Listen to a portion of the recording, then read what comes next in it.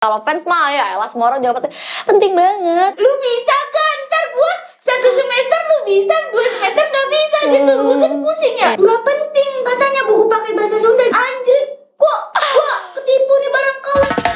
Bisakah kau mengakukan 3 permintaanku?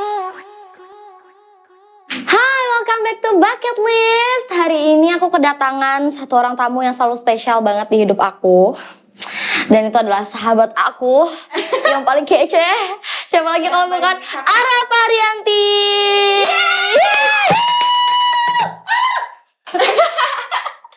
Pokoknya di antara segeng kita yang paling cakep lah ya.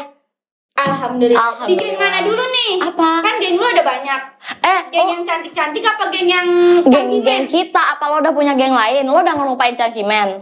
Enggak sih, sebenarnya sih Gea yang ngelupain Caci. Allah, apaan? Mana ada orang ini aja gue ngajak main mereka ke rumah. Tapi lu ke Bali sama temen-temen lu, kita nggak diajak, gue merasa sedih kayak. Allah kan sibuk. Apa emang kita cocoknya di Tangerang doang mainnya? Allah kan sibuk terus. Setiap kali gue mau ngajak main lo syuting, gak mau ngajak main lo syuting. Ya mainnya tuh kalau sama geng-geng yang cakep-cakepnya. Enggak kayak gitu mainnya ya. Ke Bali, iya gak sih? Lihat deh Instastory. Enggak kayak gitu. Dia pasti mainnya ke Bali. Cuman Netizen juga main tahu. sama Cangcimen nih, ya elah nggak jauh-jauh Tangerang Pasar Minggu, Tangerang Pasar Minggu, udah nggak ada lagi tuh kita.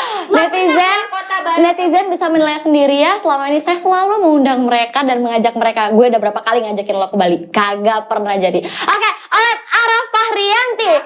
Apa kabar setelah COVID? Apa kabar setelah COVID? Iya baik sih. Baik ya. Kenapa lu nggak kena COVID kemarin? Ya gue, Lu mohon maaf. Kita ini ya. Kali kemarin gue nggak setia kawan. Nggak COVID. Kenapa? Karena waktu itu kita ajak lu makan, terus lu kayak nggak mau. Karena lu tahu ya kalau kita udah COVID ya. Jujur, ini klarifikasi guys. Jadi kan banyak yang bilang nih kayak, kok dia nggak kena COVID sih? Kok dia nggak kena COVID? Dia nggak mau kita ajak makan guys. Dia tahu kalau kita kena COVID kayaknya. Kayaknya lu udah tahu ciri-cirinya gini. Ini kayaknya Arafa sama Fatin kayaknya kena COVID nih gejala-gejalanya. Karena duluan kan yang kena COVID. Terus kayak lu pasti tahu gejala-gejala COVID tuh kayak gitu. Enggak. Waktu kita syuting kan kita masih sehat nih bertiga. Walafiat udah swab juga. Nah pas mau makan, kebetulan udah malam, pulang syuting malam, gue masih harus ngerjain endorsean di rumah. Makanya gue akhirnya pulang duluan. Tapi alhamdulillah juga kalau gue ikut, mohon maaf, rumah gue kan Tangerang. Oh iya bener. Itu jauh banget. Oh deket. Alright, kalau gitu berarti lo sekarang udah sehat. Alhamdulillah. Setelah COVID udah aman lah ya. Udah bisa beraktivitas kembali lah ya. Alhamdulillah. Mantap kemarin lebaran di Wisma Atlet? Mantap sih. Tapi sama aja kayak lu nggak pulang kampung kan? Enggak, gue enggak. Iya berarti sama aja. Karena tapi kalau gue kan nggak pulang kampung emang. Jadi pas gue di Wisma Atlet kayak gue berasa pulang kampung gitu. Kayak berasa gue kayak nggak pulang kampung gitu, ngerti gak sih lu? Karena gue tiap tahun gue selalu di rumah dan nenek gue tuh selalu ngeliatin muka gue. Baik. Alright, kalau gitu semoga Arafa abis ini sehat-sehat. Udah ya Fa, cukup sekali ya Fa ya. Jangan kena-kena lagi. Arafa, karena biasanya nih kalau gue ketemu lo kita selalu ngomong itu yang ketawa-ketawa gitu, yang ceria-ceria. Kali ini gue mau coba deep talk sama lo ya. Cukup malam-malam aja guys. Oke. Jadi ya kalau kita tuh kalau deep talk gitu, kalau dia yang punya acara Cangcimen gitu tuh biasanya malam-malam kan. Iya. Dan yang paling enak di rumah Gia guys. Karena kalau di rumah Gia kan rumahnya sendiri gitu. Nggak ada siapa-siapa. Jadi mau teriak-teriakan, orang tuanya tuh nggak ngomel gitu. Orang tua gue emang nggak ngomel, satpam komplek gue bisa ngomel kalau teriak-teriak. Oke, Fah. Sebelum kita ngebahas karir lo, kemarin juga kita udah sempat ngebahas karir lo kan ya di konten kita yang sambil makan sebelumnya. Gue tuh selalu penasaran. Ya, ini ya yang nggak prepare banget ya. Iya, makanya yang nyari nasi padang di rumah lo. Gue tuh selalu penasaran banget sama masa kecil lo. Gue browsing di mana-mana belum ada sih artikel yang memuat masa kecilnya Arafa, kisah masa-masa lalunya Arafa. Ceritain dong, Fah, masa kecil. Lo beli buku gue gitu. Iya, habis lo nggak ngasih. Iya sih. Lo nggak ngasih tahu lo punya buku. Ini cuma di sini doang nih ya guys. Aku bakalan ceritain masa kecil aku yang menurut kalian tuh kayak aku ceria terus tapi kayak sebenarnya tuh enggak guys. Coba. If you think I'm such a happy person, No. you are Iya. Gimana? Iya, gue pengen. Masa kecil gue yang kayak gimana? Gue pengen tahu lo tuh kecilnya apakah lo anak yang lo tau nggak kayak Siska Kol gitu yang orang tajir yang lo mau beli apapun mampu, lo dikasih sayang yang berlimpah, atau lo adalah anak yang memang dari kecil lo udah harus struggle sendiri gitu. Sebenarnya sih dari kecil tuh gue kayak Siska Kol. Tapi karena orang tua gue nggak kayak orang tua Siska kok. Oke. Kayak nggak kayaknya temen-temen gue doang. Jadi gue di dulu kecil tuh miskin gitu, Ge. Oh, di highlight. Lu kok ketawa? Enggak. Gue juga miskin waktu kecil. Lu mentertawakan kemiskinan gue. Iya sih emang lucu guys, kalau dulunya miskin tuh lucu. Jadi inget gue sendiri gitu. Terus Habis itu gue tuh kayak kelas 2 SD tuh udah kerja guys. Oh, serius? Guys lagi. Serius? Iya, gue jualan. Karena kan gue renta PS ya. Mm-mm. Nah di renta PS itu mak gue biasa jualan pop es.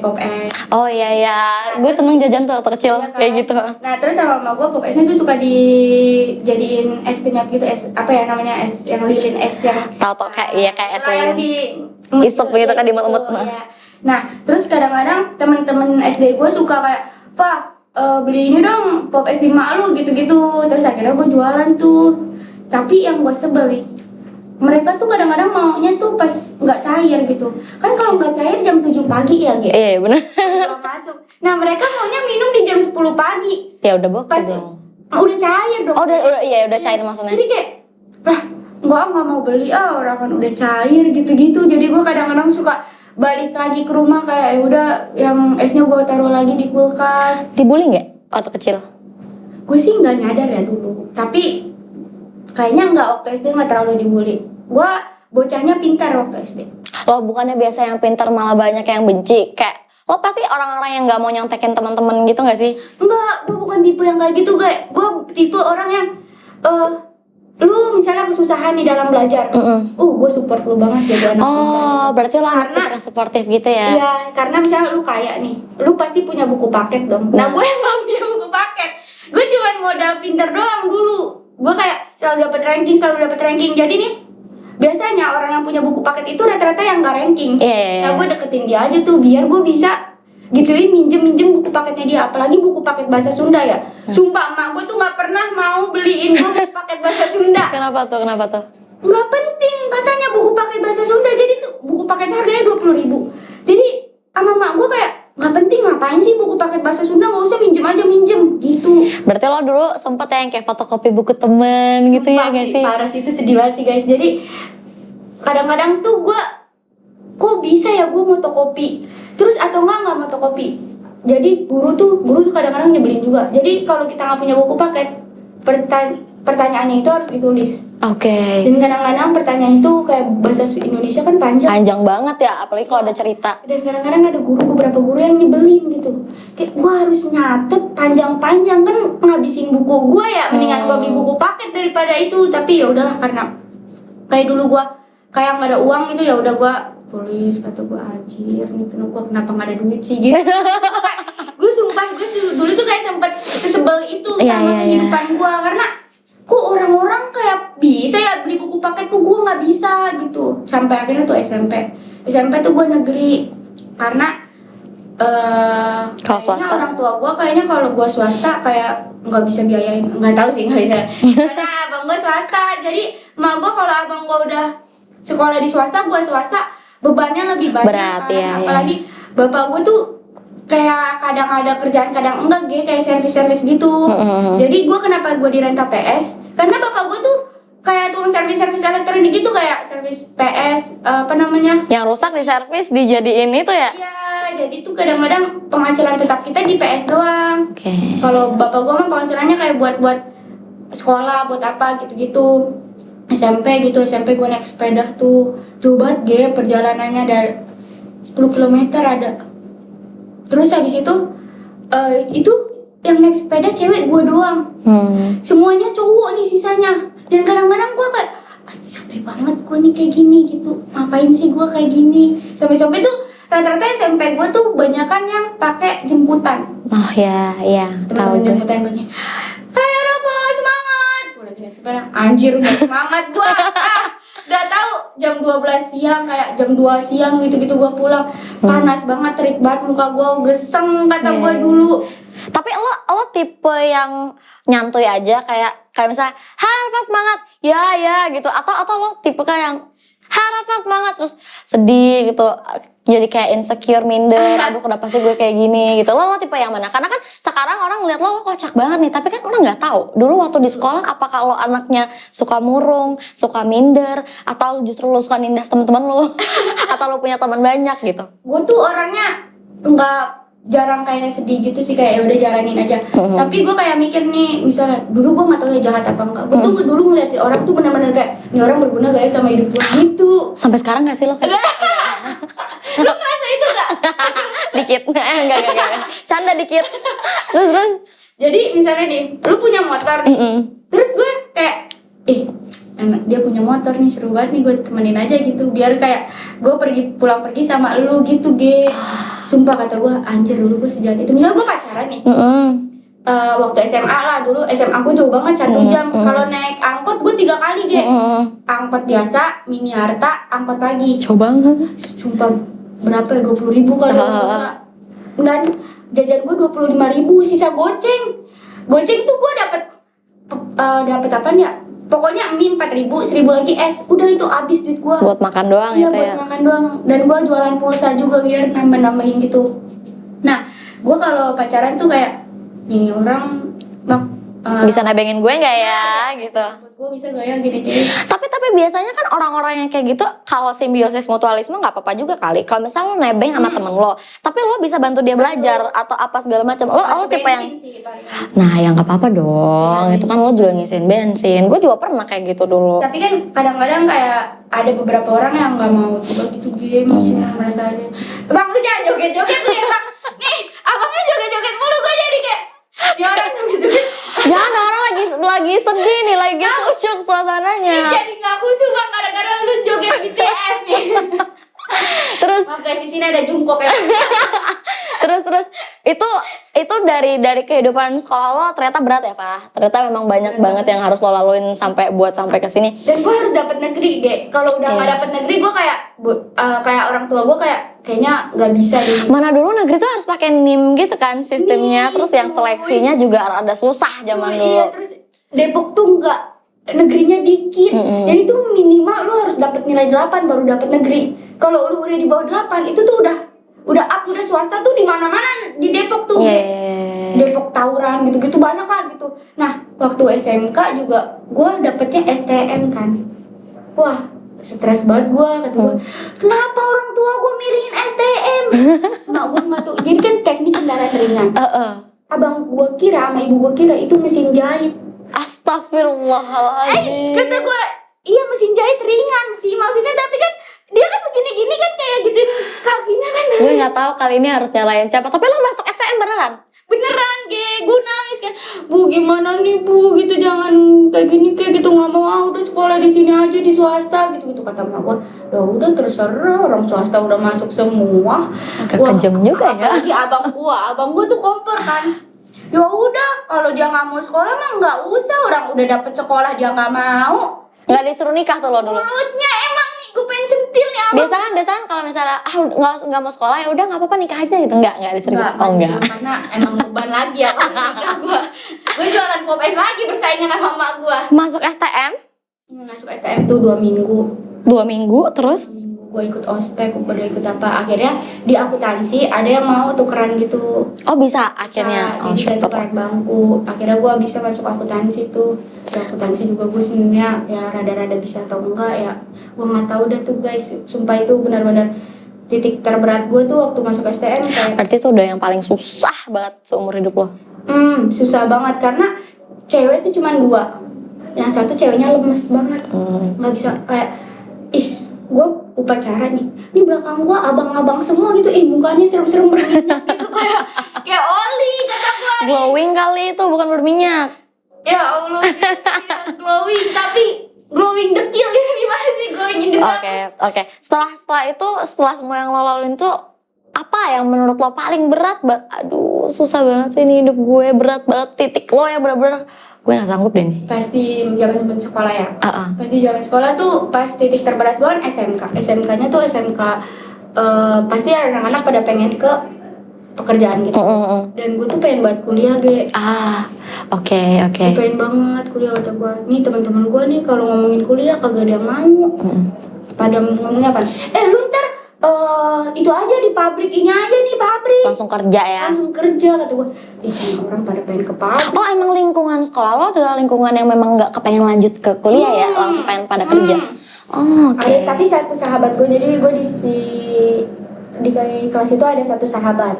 Nah, gue tuh sama dia kayak pengen kuliah juga dan sama-sama pengen profesinya guru. Akhirnya gue nyari tahu tuh kayak SBMPTN kayak gimana, SNPTN kayak gimana.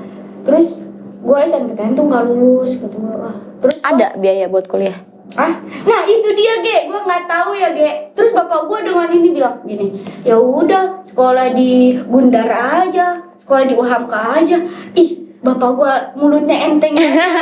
Lu bisa kan? Ntar gue 1 semester lu bisa, 2 semester nggak bisa gitu. Gue kan pusing ya. Iya benar. Bapak gue mulutnya rezeki mah tantaran juga ada gitu. Oke. Rezeki anak mah ada aja. Akhirnya lo masuk kemana tuh?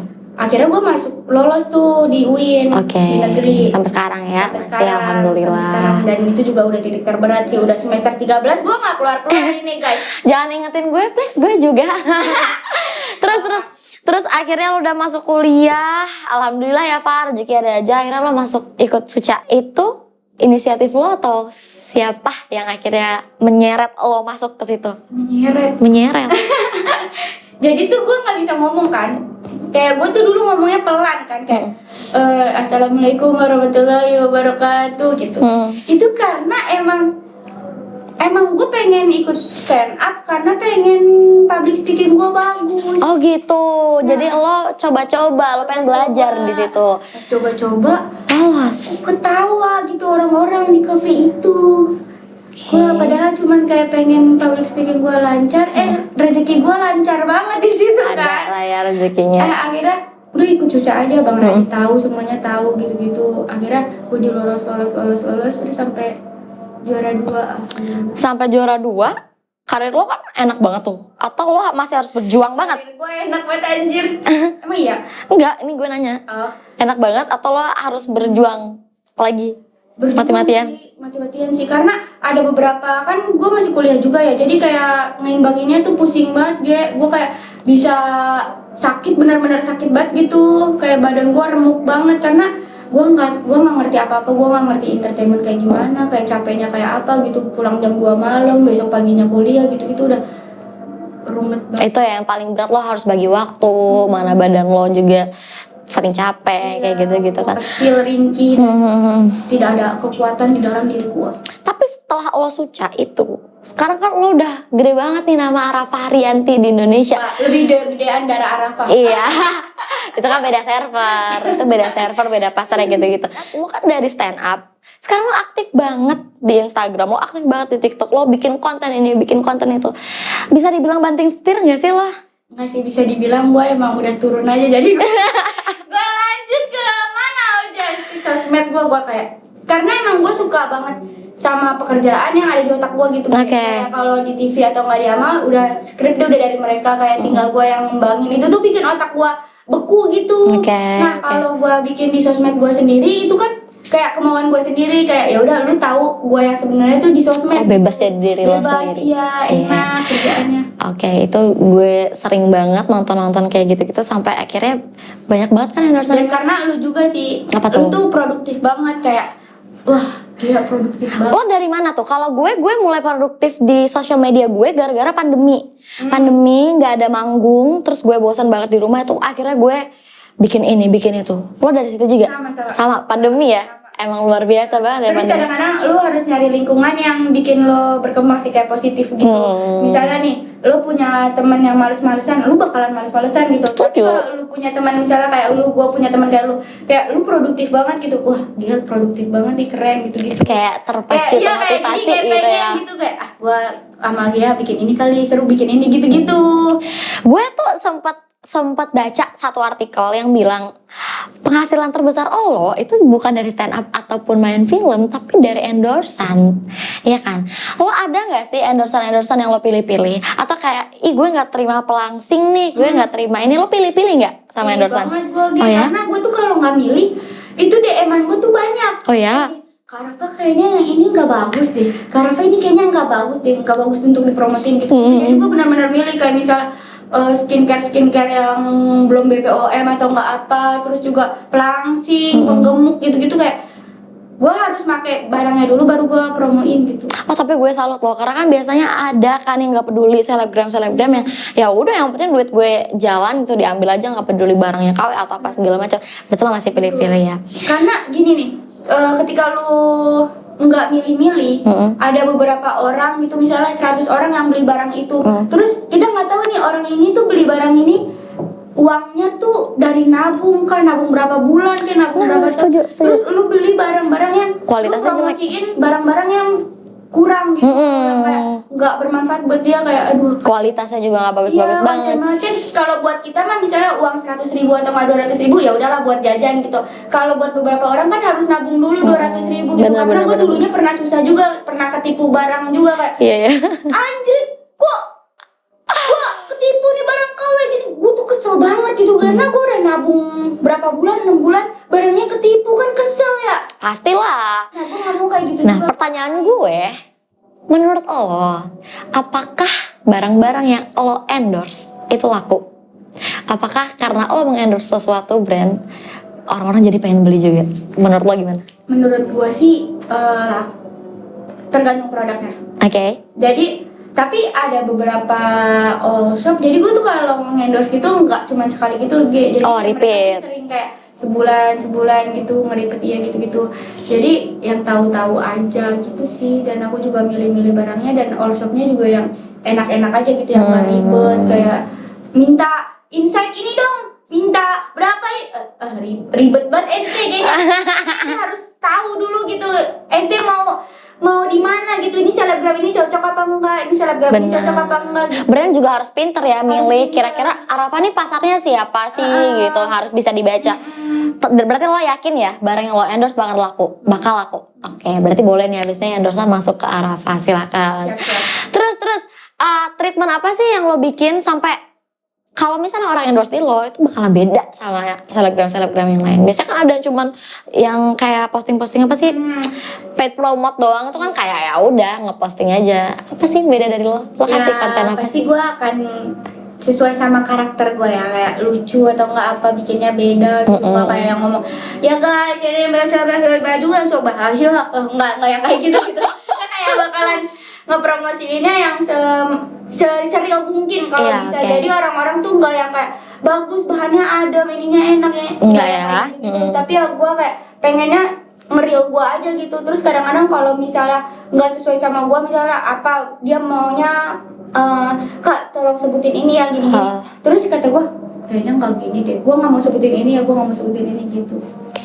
biar nggak bohong juga kan, bohong di followers kan. Iya dong. Dosanya besar. Jangan. Kasihan banget sama orang-orang yang udah percaya sama lo, yang udah Benar. follow lo. Ini kan easy money berarti hitungannya. Lo posting udah berduit, lo bakal ninggalin stand up gak sih? Kalau udah kebanyakan endorse, kalau udah keenakan endorse gitu. Kalau buat ninggalin stand up gue nggak mungkin ninggalin, tapi kalau buat vakum stand up kayaknya gue sekarang lagi vakum stand up gitu guys. Oke. Karena lagi pandemi dan gue harus kayak open mic gitu buat materi gue, nggak yang kayak menurut gue lucu pasti menurut lu lucu kan, nggak mungkin Belum gitu tentu. kan. Iya, jadi gue harus kayaknya nanti aja deh selesai pandemi baru gue stand up lagi gitu. Dan gue nggak bisa stand up virtual gitu. Kayak ketawanya delay lah apalah, kan gue jadi bingung ya gitu. Udah punchline belum pada ketawa nih, lucu apa gimana ya, mana ada bayi nangis kan, gue takut ya, aduh ngeganggu otak gue. 15 menit kayak berasa 15 jam. Bener. Banyak stand up komedian nih yang gue lihat, ya udah akhirnya sekarang jadi aktor. Jadi aktor atau apa merambah ke yang lain-lain. Tujuan karir lo sebenarnya apa? Tujuan karir gue sebenarnya supaya gue bisa di umur 30 tahun gue udah bebas finansial sih. Oh. Jadi gue tuh baik. sekarang tuh udah nggak mau beli misalnya tas yang kayak mahal. Gue emang dari dulu nggak pernah beli tas mahal sih, tapi gue nggak mau kayak baju mahal gitu, kayak baju puluhan 2 juta gitu kayak. Ngapain Pak? Ya Allah, gue Iya, aja gue kagak tuh kayaknya- pernah. Apaan lu? Pernah lu? Skincare-nya dia mahal guys. Kalau mau tahu Korea semua. Skincare itu kan buat muka. Muka itu menurut gue aset. Kalau baju Dia juga mahal guys. Enggak. Pernah lihat yang bajunya Enggak. baju 700.000. itu nggak Tasnya mahal dia dong. juga mahal guys, 7 juta, ada lu 16 juta, ada lu ngaku lu. Enggak, itu kan kita harus pinter-pinter milih juga. Dan itu kan berdasarkan kualitas. Kalau menurut gue mendingan gue beli satu yang memang bisa untuk jangka panjang, ketimbang gue harus beli terus dan gak jelas gitu kualitasnya kayak gimana. Karena itu kan pertimbangan gitu. Tapi tasnya dia seharga motor guys. Alhamdulillah gue punya rezeki gitu untuk beli-beli yang kayak gitu. Dan itu kan fungsional juga kayak gitu. Bisa gak gue silet sedikit Apa? tasnya? Lo gue silet. Fah, kalau udah ngomongin endorsean tadi, berarti lo harus butuh followers kan untuk memakan semua endorsean lo itu.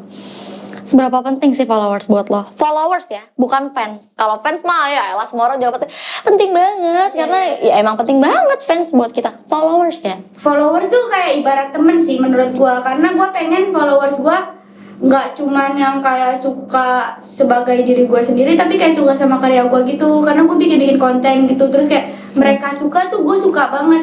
Dan gue tuh kayak lebih baik punya followers kayak sedikit tapi penontonnya banyak dan suka, daripada punya followers banyak tapi kayak penonton gue tuh nggak suka sebenarnya sama gue, kayak cuman pengen ngeliat benci-benci gitu aja. Gue pengen tuh followers adalah teman. Jadi kayak misalnya gue minta pendapat sama mereka didengerin gitu, kayak mereka kayak minta pendapat atau nggak minta, kak ini dong kak ini gue dengerin gitu-gitu. Jadi kayak timbal baliknya simbiosis mutualisme gitu. Jadi dan menurut gue followers gue lu sama Fatin tuh kayak sama Ge. Oh iya, sepasar ya kita. Iya sepasar, karena kayaknya followersnya Fatin sama Gia sama gue kayaknya orang yang sama deh, yang suka sama kita. Oke. Kemana kita Tapi emang kebanyakan Gia cowok guys. Gia tuh kayaknya 98%. Enggak. 2% itu bapak-bapak. Enggak. Oke, udah ngomongin banyak tentang lo dan banyak banget yang gue baru tahu hari ini. Enggak, lu harusnya udah tahu, Ge. Lu kan sebagai sahabat. Iya, tapi kan selama ini kita sharing yang happy-happy selama aja. ini gue cerita sama lu gak didengerin. Oke, nanti gue dengerin setelah ini off cam gue akan dengerin. Dari semua yang udah lo capai, berarti udah banyak banget kan, itu udah nggak perlu lah ya gue sebutin apa-apa lagi. Apa yang paling bikin lo happy? Bermain sama teman-teman, nongkrong. Udah nongkrong udah paling happy banget guys. Sederhana banget ya. Iya. Tapi lo pasti masih punya dong mimpi. Masih. Karena ini di bucket list, gue udah sediain dream board di sebelah sana. Dan karena gue kedatangan Arafah hari ini, gue mau minta Arafah untuk menulis satu mimpi Arafah. Karena siapa tahu lo main lagi ke sini itu udah jadi kenyataan. Tuh Fatin lo bisa lihat tuh, pengen nyoba ngisi suara anime di Jepang. Oh. Kalau lo apa? Wah, Jangan dicoret bang, Sorry, ininya kecoret. Sorry ya gitu. Aduh rusuh banget sih Pak. Ulang aja nanti gue ganti gocap. Ayo. Silakan Arafah boleh ditulis. Dia apa? Pingin ya. Pingin. Gocap. Emang pingin tuh bahasa Indonesia apa sih? Gak tahu gue. Pengen bukan sih? Pengen Pengen kan ya? bahasanya emang Pingin. banyak kosakatanya kalau sifatin mah. Coba. Ingin. Iya, coba pengen jadi apa? Pemeran utama di film. Amin banget. Ini ya. Nggak tahu ini bakalan kecapai apa enggak, tapi kayaknya sih enggak. Jangan gitu dong. Kayaknya kan kita nggak tahu, karena pemeran utama itu harus cantik. Enggak. Pemeran utama itu harus keren. Nggak ada pemeran utama tuh. Gimana? Siapa tahu filmnya adalah film yang membutuhkan sosok lo. Kita nggak pernah tahu. Oke deh kalau gitu udah sharing banyak sama Arafah hari ini. Thank you so much Arafah. Semoga next time lo bisa main-main lagi ke bucket list. Kita bahas yang lain lagi. Oke. Jangan lupa buat like, comment, dan subscribe. Pokoknya silahkan komen mau siapa lagi yang bakalan kita undang di bucket list. Dan tonton terus bucket list dan juga YouTube channel aku. Arafah juga ya, YouTube channelnya ditonton. And see you, bye-bye. Bye. Assalamualaikum semuanya.